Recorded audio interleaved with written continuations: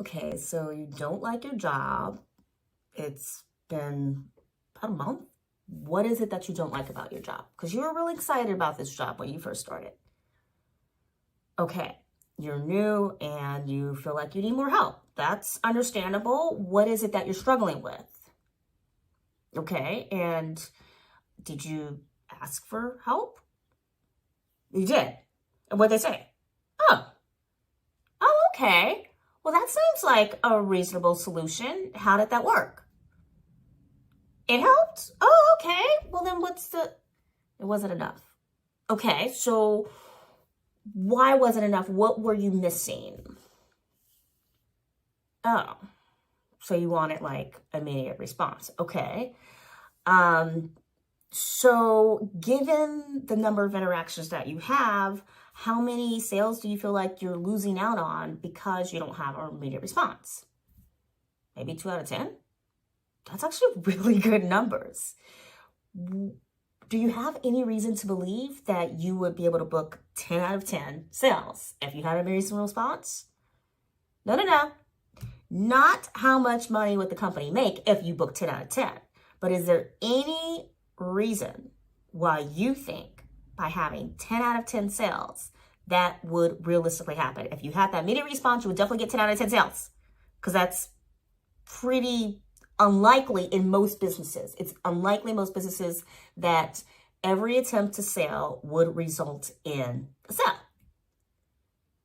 Okay, so why exactly are you unhappy with your job? And so this is Ray with Get Real Ray, a place and space for life and business tips from this creative soul to hopefully guide you on your journey of fabulousness, or at the very least provide you with some laughs. And so let's get real about expectations.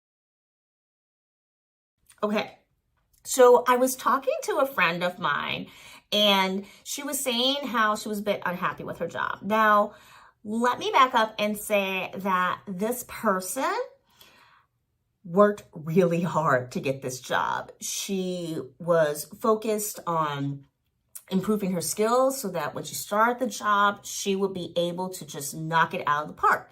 And like her first week on the job, she got her first sale.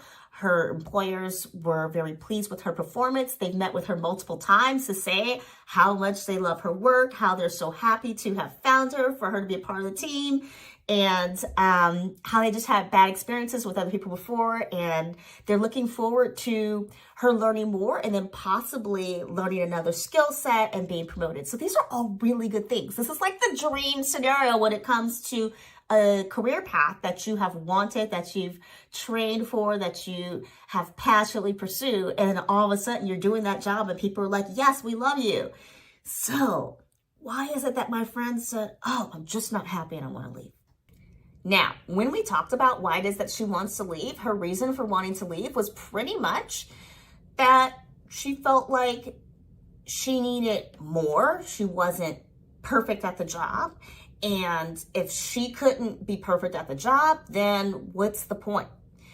And so as we talked, we also realized that there wasn't changing jobs wasn't going to lead her to be perfect, right?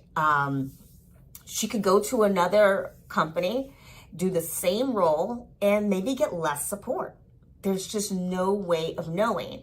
And I found myself, as we were talking through things, I found myself thinking, well, what are areas in my life where I've said, well, if I just had this thing, if I just had, right, if my manager just sent me more job offers related to the type of work that I want, or if I just had more clients like I want, if I just had more contractors working for me that talk the way I want them to talk, then things will be easier, things will be faster. I would definitely like get more work and make more money and all of these things. If, then. But when it comes to reality, chances are a lot of that stuff wouldn't really change.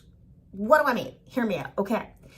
If my manager sent me more roles related to the type of work that I want, Would I suddenly be more available? Well, I know my schedule, and not really, because I do run multiple businesses and I haven't been able to set up a system that is reliable, that will allow me to still generate the income I need and the flexibility to step away from the direct handling of those businesses. And that's where, like, having a CEO or a CFO and having awesome managers and team leads and project managers, that's where those things come into play, having awesome virtual assistants. But because I have felt like I'm in this bit of a financial constraint, I do a lot of the work myself. And as long as I'm doing a lot of the work myself and kind of physically tied to those day-to-day interactions, it's just going to be hard for me to step away from my business to focus on other things that I am passionate about. Now, with that being said, I know what I have to do. I know I have to continue to seek out contractors that can provide excellent services for my business. I know that I have to create income streams that don't rely on interaction or engagement from me. This is part of that creating on-demand material for my businesses. I know that also, in order to increase my revenue, planning ahead. With that being said, being confident enough to plan ahead, right? I can just say, you know what? I am not going to accept certain times of work for these months, but I will book my plane ticket, clear my schedule, and put lots of energy to advance booking that kind of work for this other time of the year where I know that I'll be busy and I really enjoy doing that time of work, and I won't be stressed about the fact that I might not have enough time in my schedule or money or anything like that, because it was all planned ahead. I know this is something I can do, and this is something I feel like I tried, but there's just always an issue. And so just continuing to try, being persistent in that path, learning from those mistakes instead of giving up and just be like, oh, I'll deal with it later, and then putting myself in a position where I'm stressed out. These are all things that I know. So going back to that question of, if my manager sent me more types of work in alignment with the types of roles that I want to play, would I suddenly have the acting career that I want? No. Like if I got a call tomorrow and said, Ray, we have the most dreamy part for you. You are going to be in a film with George Clooney, and you're not playing any kind of romantic interest or anything like that, but you are in this kind of espionage spy thing, and you get to be super, like, just be strong and a really powerful female character, and this whole situation cannot be resolved without your input. By the way, you are the female lead. OMG! And yes, sign me up. Don't even send me the script. Just sign me up. I will be there. What do you need me to do? Do you need me to, like, scale a wall, karate chop someone, do double backflips? Well, guess what? If they needed me to do those things, even though excitement-wise, I'd be like, yes, I can do it. Let me start training. Why would I wait until I get that offer to start training? Like, I need to be practicing scaling walls now if that is my dream role, okay? Tom Cruise, he didn't start learning how to rock climb when they came up with the idea of, okay, so in Mission Impossible number whatever, we want you to be on a rock. He wasn't like, yes, that is exactly what this scene needs. I'm going to go learn how to rock climb, then we can film. No, the guy was already, like, in the habit of climbing and all those things. And he, as he is a producer on that, I'm sure he's a writer on the series as well, and all of those things. And so, or at least contributes, I guess. And so my point is, even though it is very easy to say, well, if I just had these things, everything would be perfect. When you really take a moment to look closely at what perfect is and what it takes to be perfect, you'll probably find that you're not ready for perfect. And more importantly, Perfect ain't even possible, because there are going to be days where no matter how amazing you are at what you do, even if I got back to every single client real time, gave them everything they wanted, there's just going to be people who are going to say, actually, this isn't for me right now.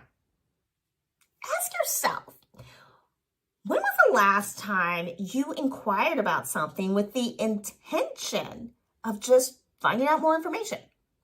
Or with the intention of hopefully being able to make that purchase or take that trip or enact upon that thing at a later date? It happens all the time.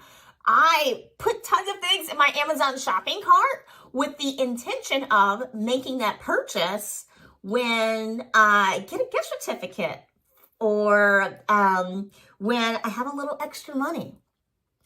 Or if I don't find that same item when I am out and about at some random like little garage sale, right? There's just so many different ways in our life where we naturally don't take action right away. Now, with that being said, my friend's issue, my own issue, an issue you may have as well, isn't the result of indecisiveness or not dedication. Part of it is that for, how long has the internet been around? Well, I think Google did an ad or something about like 25 years of Google, okay? So let's just say the power of the internet has been around for 25 to 30 years. So for some people, like you watching this video, how old are you? Do some math. Figure that stuff out. For some people, instant gratification is all that they know, right? If you think about people younger than yourself who have grown up with smartphones, oh gosh, how old is the smartphone now? I think it's 15 years old or something like that. People who've grown up with smartphones, people who've grown up with just social media. Like, why would I open up a dictionary? I could just go online and look up the word. Why would I actually like have to worry about how to spell that word? I can just type in my phone and it'll give me autocorrect, like done and done. This instant gratification, this instant answer, this instant problem solving is just creating problems in other areas of our life.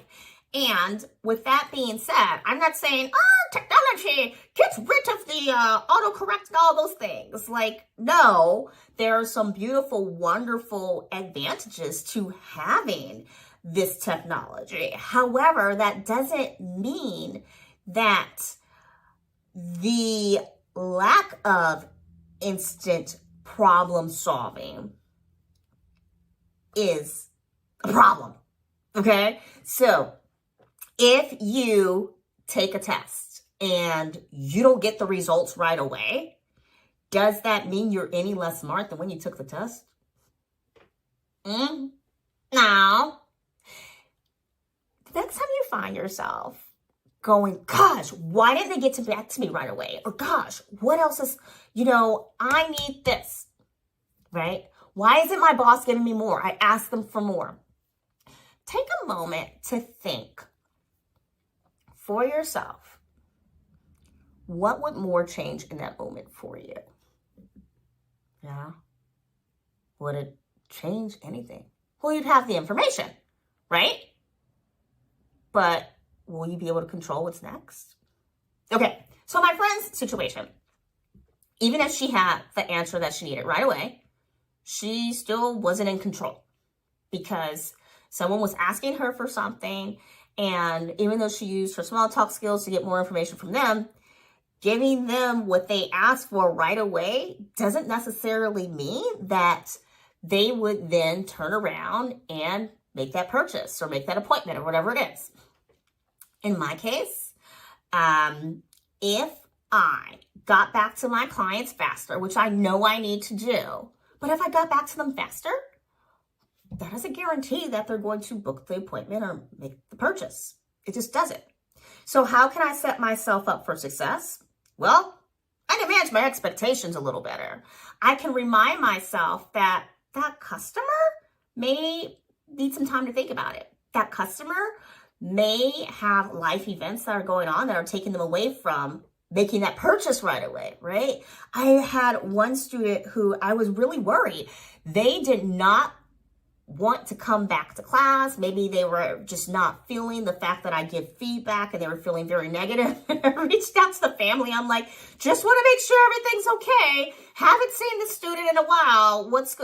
Hey, and also just a reminder, I am running this class just for one child. This takes a lot of my time, blah, blah, blah, blah, right? Because I was also very frustrated. Not just the fact that the student missed another class, but also there had been a number of students recently who had kind of missed class and left me sitting there waiting. And I could have been doing something else with my time.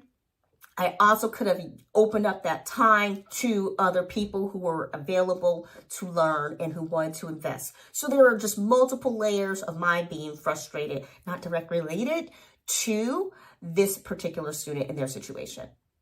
And lo and behold, I got a response a couple of days later, and I'm going, oh, this is ridiculous. Like, why am I even bothering with this class? I have the right to end this relationship, and I might just do that, because I'm so fed up. And I had to say, okay, Ray, well, calm down. What has been your relationship with this client? Have they normally been reliable and you've had a positive experience? Well, yes and yes. Okay. So just calm down. I kind of forgot about it. But a couple days later, I got a response. I am so sorry. We missed class again. We had a death in our family, and we've all been dealing with that. And it just slipped my mind. I just found your message. It's also happened at times where people have said, hey, I didn't even see your message before. I just found it. And we've been in the process of moving, and we just kind of had all these things going on. And I'm really sorry. Is there a way we can do some makeup work, change time? So people have lives. People have things going on. Now, this also brings me back to another little thing that I do sometimes, where I get really down on myself for not doing the things that I know I could do. And my friend kind of talked about it in terms of perfectionism. And she said, I think I'm a bit of a perfectionist, and I want to get back to the customers right away. I want them to have their answer. I want to get all the sales. I want my boss to be happy with my work. I want to be happy with my work. And those are all really understandable and relatable feelings. But we also have to remember that it's not realistic for things to work the way we want them to work all the time. No one is sitting around going, gee, I hope I get cancer today. I really want this to happen. No one does that. No one does that. So knowing that there are things in our life that we can't control, like natural disasters and illness and death and heartbreak, why is it that some of us put so much pressure on ourselves in order to have things go perfectly all the time? Why is it that some of us may not put pressure on ourselves, but pressure on others?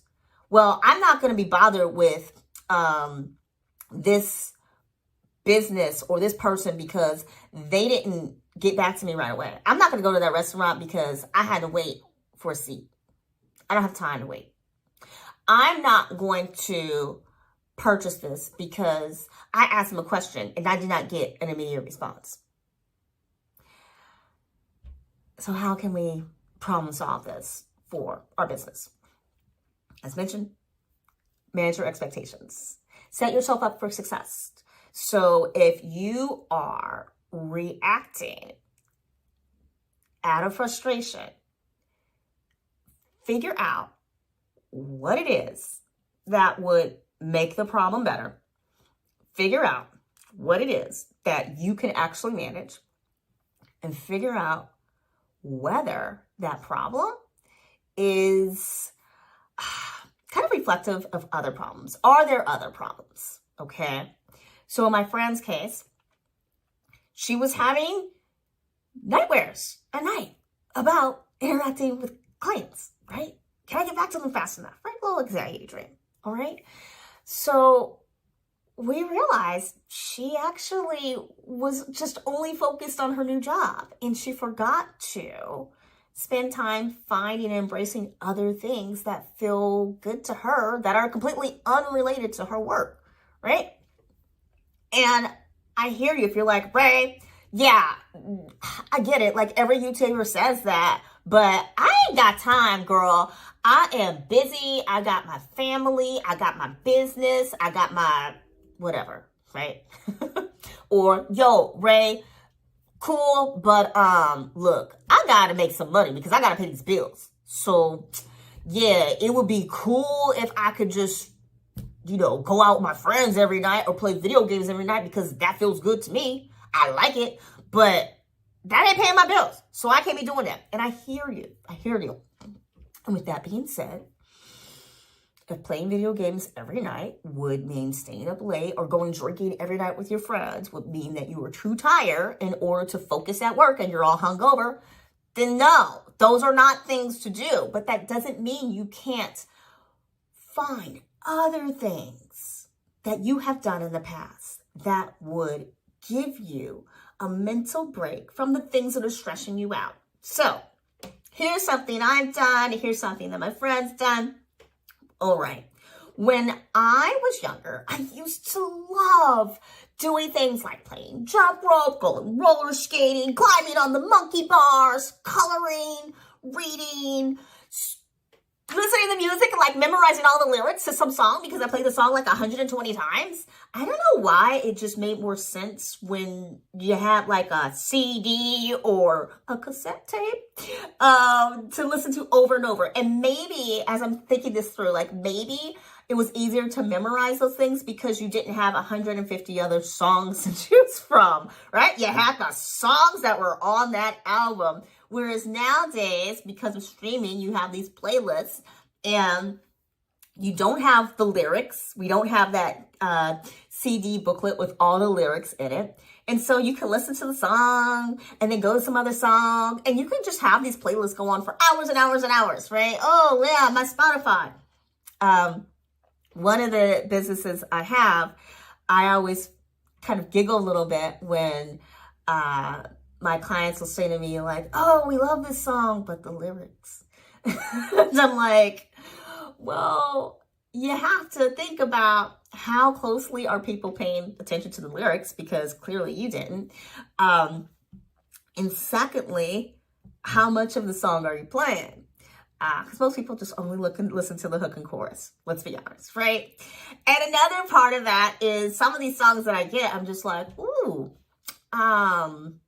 is that really the message we want to send? But, that's the human relationship to paying attention to music. Sometimes we absorb a lot of the lyrics and sometimes we just don't. We kind of cruise through everything. There were so many songs I listened to as a kid. When I listen to as an adult now, I'm like, oh, I don't think I realized that's what they were saying. Or, as a kid, oh, yeah, it was fun to say, all I want to do is zoom, zoom, zoom, and a boom, boom. Yo, shake your rump. And then as an adult, you're like, okay, zoom, zoom, zoom, and a boom, boom. It isn't just a fun phrase. It is literally saying that one wants to have physical engagements that should not occupy your time all the time. Does one have an addiction problem? I do not know. Oh, yes. The way we engaged in life when we were younger and didn't have jobs or family or just all these responsibilities is different than the way we do now as adults. But that doesn't mean the things that brought you joy as a younger person can't bring you joy now. So if I really wanted to, I can go online, look up lyrics to certain songs that I really enjoy and try to memorize those lyrics. And as someone who loves karaoke, I am trying to get myself to memorize my own songs. I do have like a whole list of songs that I want to memorize and be excellent at performing. And I could really carve out more time in my day, in my life to make those things happen. But is it a priority right now at this very moment? Not really. Yeah, I've gone back and forth between setting up schedules, making commitments to myself. This week I'm going to learn this song. If I learn one song a week, and I keep breaking those commitments. So that's a little system that I am going to be playing around with. And this kind of idea of instant gratification and perfectionism, I think I just instantly want to be perfect at the song, have it memorized, and then not have to put in that effort anymore. Now, when we were younger, at least when I was younger, if I wanted to get good at those monkey bars, I would fall, keep trying, get back up there. Yeah? If I wanted to be good at making bubble letters, okay, then I would keep practicing making bubble letters, because that's what you do when you're younger. You tend to keep going. When we are babies and we start crawling and then start walking and you fall, you get back up and you try again. So as we get older, the patience related to trying again seems to kind of wane, per se. With that being said, I do have younger students who get really frustrated that they didn't get the answer right in the little game that we're playing, or get really frustrated that their essay isn't perfect the first time around, and they just get frustrated over a lot of stuff. And I am often reminding them, hey, it's a learning process. It's okay that we didn't get it right away. We have to learn from these mistakes. We have to keep trying, in the same sense where I also have students who are like, oh, well, I did it and it's perfect. And I'm like, well, actually, it's not perfect. It doesn't really make any sense. And in order to benefit from what we created, we have to actually look at what could we do better? What could we do differently? There are some students who create things and it's fine, but did they use all of their skill sets? Did they try their hardest, or did they just rush through it just to learn to move to the next thing and to keep acquiring different skills to say, oh, I did that. I know that. I did that. I know that. And when you think about video games, in video games, you are constantly moving forward to collect those points, right? We're not necessarily moving forward to improve our speed or skill in defeating certain characters. It's just, let me get through this so I can get more points. And this kind of attitude is just being applied to so many areas of our lives. So take a moment. Take a moment. You're going to be happy you did.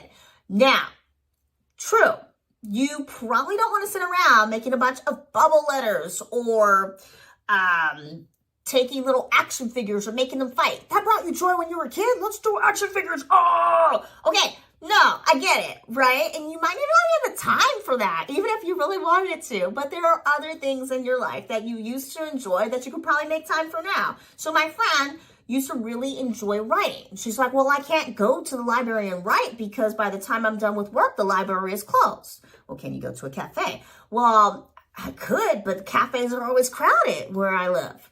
Okay, so what is it about the library or cafe that would be better than just writing at home? Well, at the library, it's really quiet. No one bothers me. And I can just focus. Okay. Chances are you're at the library for more than 5 minutes, right? Yeah. All right. So what if you find 5 minutes in your day at home where you can focus? Like, is that a possibility? If it can't be 5, maybe it's 2 minutes, right? Now, if you're someone watching, you're like, Ray, the kids, the young, they need things. I got you. Maybe you get up 2 minutes earlier. Or maybe after the kids are in bed, you go to bed 2 minutes later because you want to take those 2 minutes to yourself to practice doing something, to engage in doing something that brings you a sense of calm, enjoyment, and maybe control. I've recently taken to making like not so good art. I say not so good because there's nothing amazing about my art, but I used to really like to draw. And I have this entire like fancy pants, expensive set of markers that I got from someone, not directly as a gift. We were doing some work together and they were just like, oh, I got these. Why don't you use them to create this project? And when things ended in our business relationship, they actually wound up with a lot of my drawings and illustrations and the work that I created. And because I couldn't have access to the bill date anymore, it was so crazy. Maybe that will be a video someday, is my crazy New York City experiences. But I had these markers. And so I have had these markers for over a decade, which to me is just insane. And I'm like, do these markers even work? Like, I'm always still like, oh, I don't want to like ruin the markers because they're so expensive and they're so nice. And finally I just said, you know what? F up these markers. Use them up. Have them dry out, because they're not going to work when I'm dead. And I'm not going to pass them along to some family member. I bequeath to you my precious markers. Like, no, markers are designed to be used. Let's use these bad boys. And so I now take some time on the weekend to just allow myself to just color with these markers, knowing that they're going to be used up at some point and I'm going to throw them away. And that's okay, because this is a situation where I have control, right? I am using the time to do something that makes me feel calm. There is no expectation of what has to be accomplished or what this picture needs to look like. I'm saying it's okay if it looks crappy, because I'm not selling this to anybody. I don't owe it to anyone but myself. I'm controlling my time. And I'm allowing myself the space to make mistakes and to have feelings and to not think about work or my bills or just all these other things. And so I encourage you to take a moment and think of what are some things you used to enjoy doing and what are some small ways you can incorporate some of those things into your life. And you don't have to put it on a schedule. Sometimes I'm just like, nah, I don't want to draw, but I think I want to practice a handstand now, and I'll just do it. I tried before saying, I need to practice handstands every day, or, whatever the schedule. And I would often not stick to my schedule, break the commitment to myself, and then feel down. Well, taking away the pressure of breaking the commitment and just allowing myself the freedom to move, do different things that bring me joy, that allow me to feel more control of my life and my time, and to have me or help me have fewer unrealistic expectations of others. This is what makes life more enjoyable. Because honestly, you're not going to be on your deathbed going, oh, if only I made that sale. So my words of wisdom to you, my friend, is take some time to enjoy your life without the pressure of feeling like you have to show life enjoyment in a specific way. You don't have to have the bucket list. You don't have to have the amazing Instagram photos. Take some time to do small things for yourself that will allow you to keep managing your expectations, to take a little pullback from that feeling of I need this now, the pressures of that instant response, instant reward, instant connection, and just spend some time with you. I don't know, you might like it. I like you. Do you like you? Oh, yes. Yes. Okay, my friends, that is my tips and tricks for today that you can apply to life, business, the things. It has been an absolute pleasure navigating this with you. I think I'm going to go create some bad art now. And with that being said, until next time, peace.